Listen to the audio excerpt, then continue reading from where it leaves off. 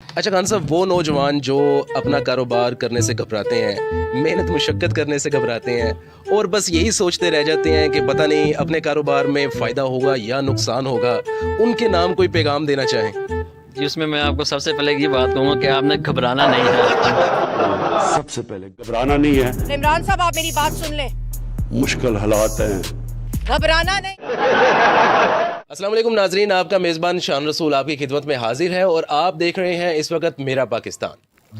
नाजरीन, हमेशा की तरह इस बार भी हमारा मकसद है कि हमारे आज की नौजवान नस्ल को एक ऐसा पैगाम पहुंचाना कि जिसको सुनने और देखने के बाद उनकी ज़िंदगियों में से मायूसी के बादल छट जाएं और उनकी ज़िंदगियों में एक नई सुबह हो। आज मेरे साथ मौजूद हैं फैसलाबाद के इमरान खान साहब। सिर्फ नाम ही इमरान खान नहीं, तर्ज़ ज़िंदगी भी बिल्कुल खान साहब की तरह है।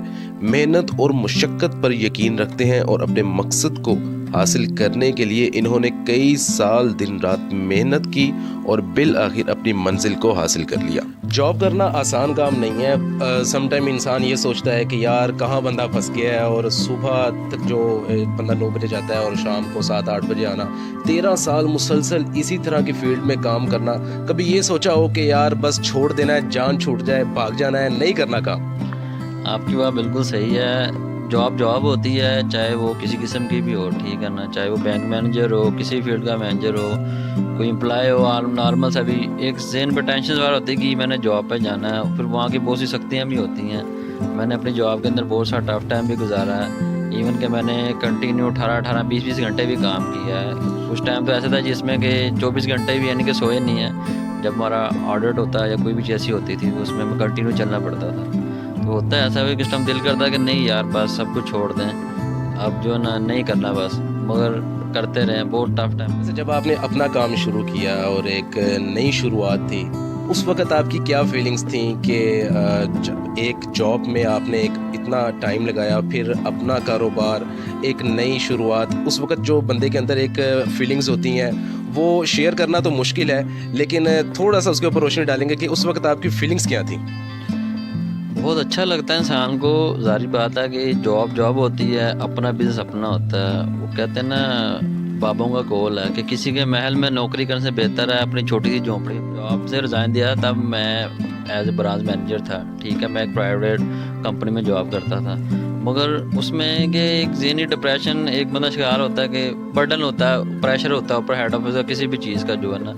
मगर ये कि अल्हम्दुलिल्लाह अपने काम के अंदर बहुत सुकून है, ये चीज़ है। और सबसे बड़ी बात ये चीज़ है, अल्लाह का लाखों शुक्र करता हूँ कि उसमें जॉब में ये था कि अपने काम में जो ना आपको जॉब के अंदर मंथ बाद सैलरी का इंतज़ार करना पड़ता था, तब मैं सैलरी लेता था।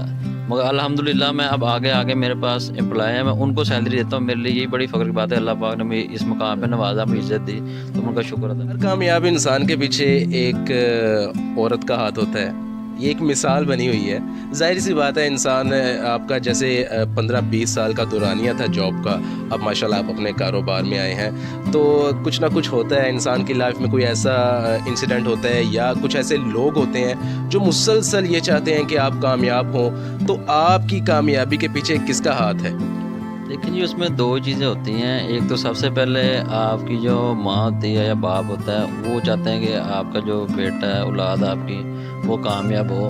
मेरे माँ बाप की दुआओं का जो है ये सिला है। और दूसरा, अल्हम्दुलिल्लाह मैं मैरिड हूँ, मेरी बहुत अच्छी बीवी है, ठीक है। उन्होंने मुझे काफ़ी सपोर्ट किया है और इस मुकाम तक पहुँचाने में उसमें बहुत बड़ा हाथ है। जैसे वो कहते हैं ना, हर कामयाब शख्स के पीछे एक औरत का होता है। तो बस यही समझ लें कि मैं जॉब करता था, माशाल्लाह सैलरी पैकेज भी अच्छा था, सब कुछ था, मगर मेरी बीवी ने कहा नहीं कि आप अपना काम स्टार्ट करें, आप ऐसे करें, ये करें। उन्होंने मुझे काफ़ी सपोर्ट किया, तो मेरे अंदर हौसला बढ़ा, तो सारा कुछ किया, तो अल्हम्दुलिल्लाह आज मैं।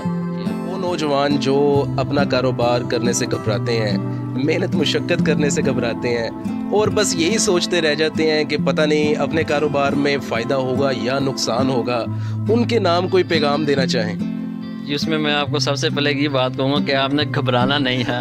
भैया, मैं उनका भी एक ये मुकालमा है या जो भी कह लें, उनका एक डायलॉग है, मगर वो दिल से कहते हैं। मैं भी ये चीज़ कहता हूँ कि आपने घबराना नहीं है, ठीक है। देखें, कोई भी चीज़ है, चलना नहीं चलना एक पूरी दुनिया का निज़ाम है, वो अल्लाह ताला के हाथ में है। सब कुछ अल्लाह ही चलाता है, इंसान के हाथ में कुछ नहीं। इंसान सिर्फ मेहनत कर सकता है, ये उसकी नीयत पर डिपेंड करता है। اس کے حساب سے اللہ اس کو اجر دیتا ہے. ٹھیک ہے, اب کاروبار کرنے سے آپ کو نہیں گھبرانا چاہیے. ٹھیک ہے, اگر آپ کے پاس کوئی سپورٹ کرنے والا ہے فائنینشلی کسی طرح بھی, آپ تھوڑے سے سٹارٹ کر لیں, اللہ خود ہی برکت ڈال دیتا ہے, آپ کامیاب ہوتے ہیں. دیکھیں رزق دینا نا جو اللہ تعالیٰ کی ذات کے ہاتھ میں ہے, کسی کو تھوڑا دے کسی کو زیادہ دے, یہ اس کی تقسیم ہے. بس جس حال میں اس میں شکر ادا کرنا چاہیے. اور آپ کو گھبرانا نہیں چاہیے کہ یار میرا کاروبار نہیں چلے گا, نہیں ہے. ایسی بہت سی مثالیں ہیں جو لوگ جاب کرتے تھے اور الحمدللہ آج وہ بڑے بڑے پاکستانی بزنس. یہ بتائیں کہ کوئی ایسا پاسورڈ, کوئی ایسا عمل جو آپ نے اپنی یہ جتنی بھی اسٹرگل کی, جتنی بھی آپ نے جاب کے دوران جو بھی آپ نے ٹائم اسپینڈ کیا, اس میں کوئی ایسا عمل آپ کرتے رہے کہ آپ نے چھوڑا نہیں اور آپ کو لگتا ہے کہ اس کی پابندی کی وجہ سے آج میں ماشاءاللہ سے اس مقام پر پہنچا ہوں؟ دیکھیے اس میں سب سے پہلے یہ چیز آتی ہے کہ ہم الحمدللہ مسلمان ہیں. ہمیں بچپن سے ہی سکھایا گیا کہ آپ نے دین پر چلنا ہے, سنت نبوی پہ چلنا ہے, سارا کوئی یہ چیز. اور مرنے کے بعد بھی جس چیز کا سب سے پہلے سوال ہونا ہے وہ ہے نماز. الحمدللہ جب سے میں نے ہوش سنبھالا ہے, گھر والوں نے اچھی تربیت کیا ہے, تب سے نماز پڑھنے کا عادی ہوں. یہ نہیں کہتا کہ 5 وقت کی پڑھتا ہوں, 5 وقت بھی پڑھی ہیں مگر روٹین کچھ چینج ہو جاتی ہے, سم ٹائم نہیں. مگر میں نے نماز پڑھنے کی جو عادت نہیں چھوڑی. 3 پڑھوں 4 پڑھوں, نماز لازمی. جب میں جاب کرتا تھا تب بھی میں نماز لازمی پڑھتا تھا, چاہے پیک ٹائم ہو, جو بھی ہو, مصروفیات ہو. تو اس کے علاوہ قرآن پاک کی تلاوت جو ہے ڈیلی وہ آپ لازمی کریں.